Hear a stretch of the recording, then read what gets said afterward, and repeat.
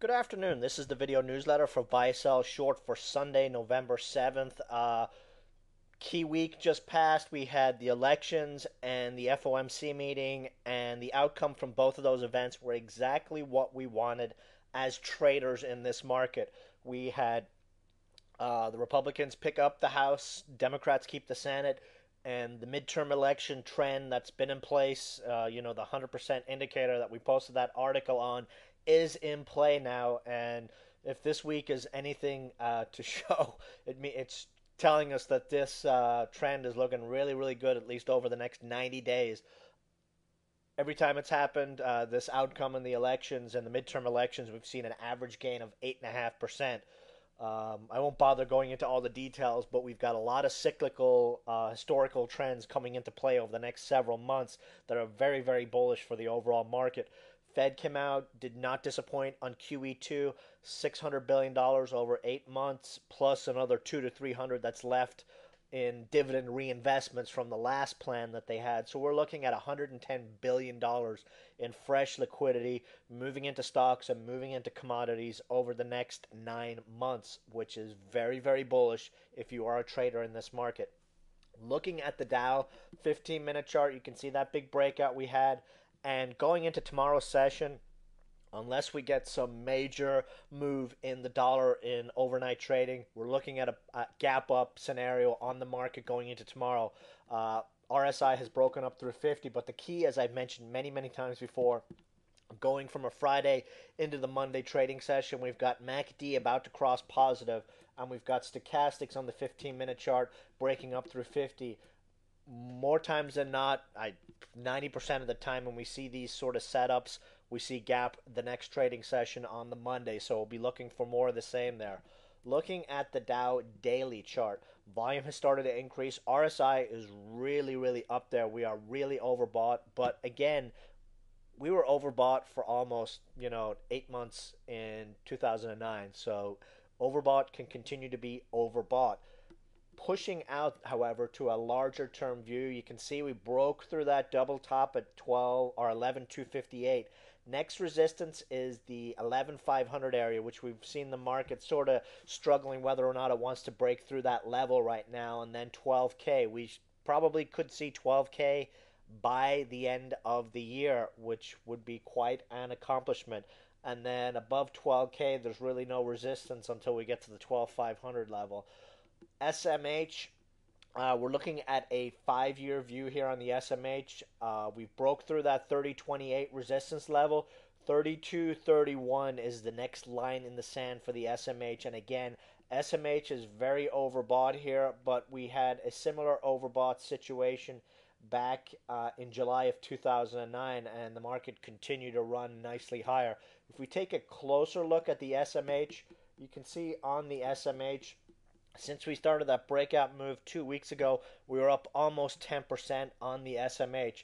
If you've been trading the SMH scalp trades that I've been calling on this one, right now you probably want to move your stops to 30.50 to 30.75 is where I would trail stops to, with the next target objective being in that 32.31 level, $32.31.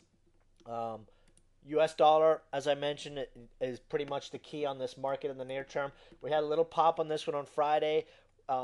Recently, when we've seen big moves like this, the next session is down for the dollar. So hopefully we'll see the same again, because that'll mean some more movement and a possible break through the 11,500 area on the Dow. Let's look at some stock plays, however. MCZ Mad Cats came out Thursday. Fantastic earnings report. $1 million in profit. All-time sales. We've got Call of Duty hitting the market on Tuesday, and already it's a blockbuster.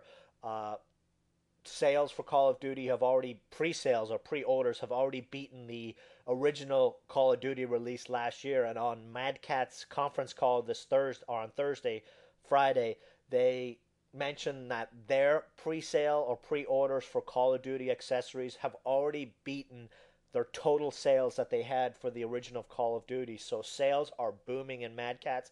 Next level to look at is that 54-cent area.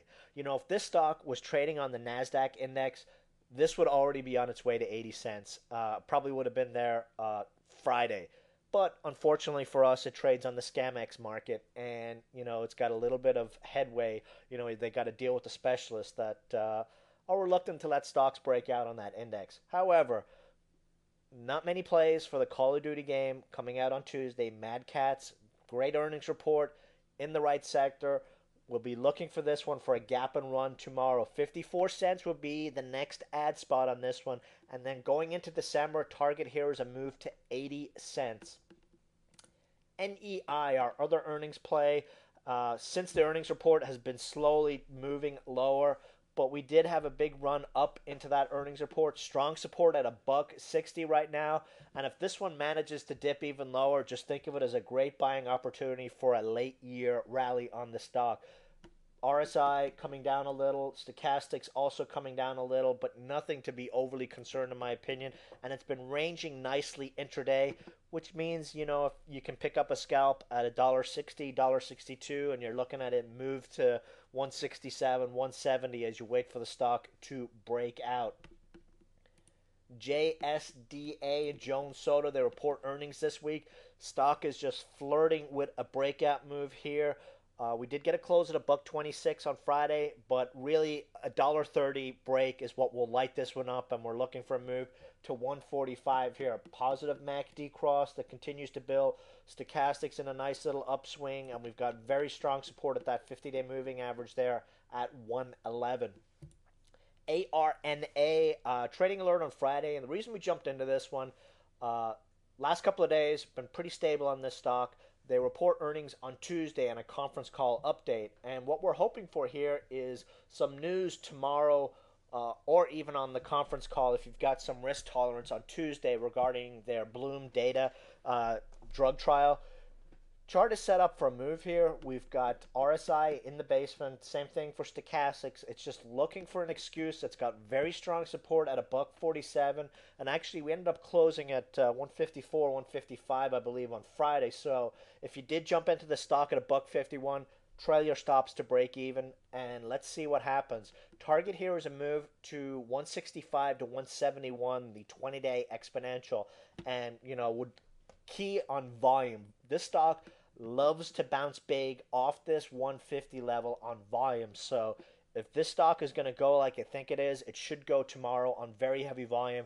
And this is a stock where in the course of 15 minutes you could see it easily run 10%. So we're going to be keeping a pretty close eye on this play tomorrow. TRID. We got a nice fat bounce on Thursday. A little bit of weakness on the open on Friday. The candle really is kind of misleading. I had a low volume dip, and then for the remainder of the session pretty much traded at its highs, but looks ugly on the chart here. Support $1.80 is where stops would be.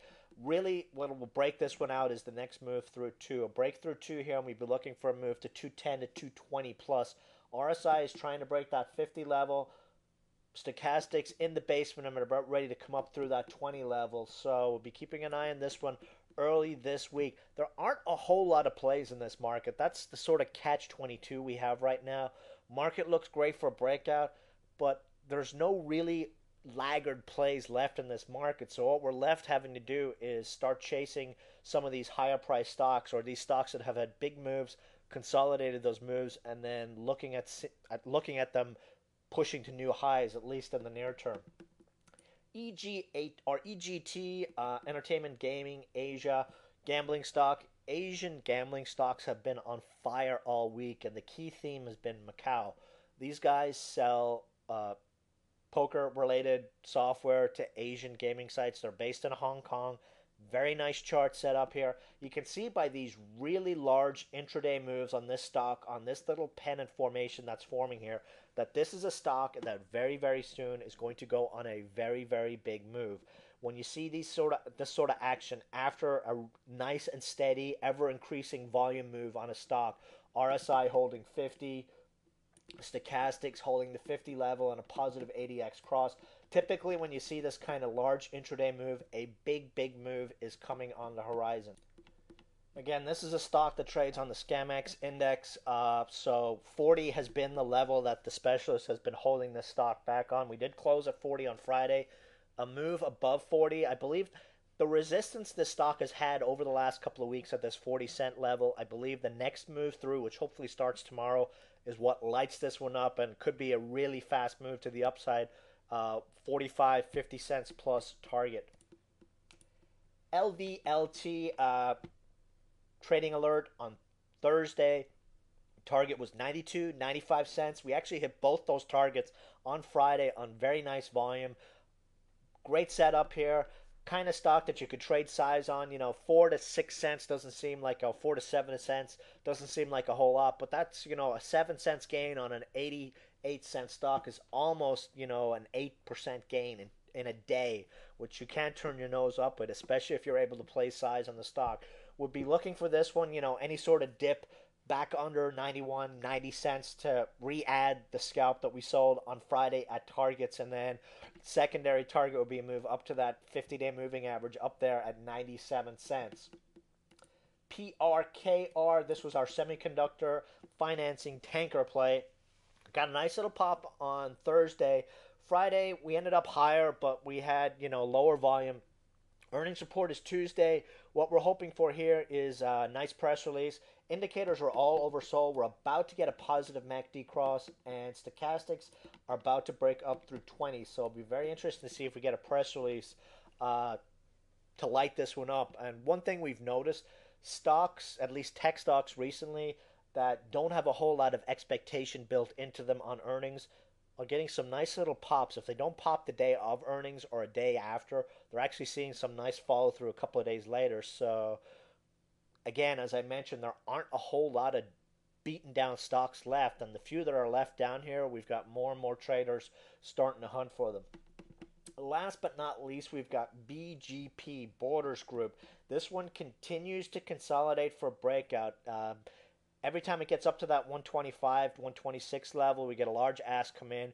And what's really been lacking is a big volume push, which is what's been needed every time when this stock breaks out. Usually when volume gets over 1.5 to 2 million shares, it means this stock is on a big near-term move. So would be keying off that 126 level, the 20-day exponential, for confirmation of a breakout here with stops at $1.18. RSI is sort of flattened out. We're waiting for that positive MACD cross, and stochastics is just also bottomed out under 20. So volume is what will light this one up. So keep a really close eye on it. If we start to see some heavy early volume come into the stock, it could mark it being the day that this one's going to break out.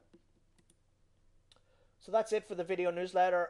Going into tomorrow, high expectations for Mad Cats on that Call of Duty momentum. And then, of course, our other plays, EGT and Arna. Hopefully we get a press release tomorrow. That would be a very nice way to start the week. And then, of course, TRID, looking for a continuation move on this one. And like I said, slim pickings right now in a lot of the small cap stocks, so we're probably going to have to start walking up the price ladder looking for plays. And a lot of the plays we're probably going to be revisiting are plays we've played lower that have moved higher, consolidated higher, and look to move even higher. Case in point, EGHT or ACLS, and that's just the kind of market we're in right now. We're very overbought, but with all that liquidity out there, any retrace that's going to happen is probably going to be pretty shallow. So that's it for the video. I will see you guys in the chat room tomorrow. Good night.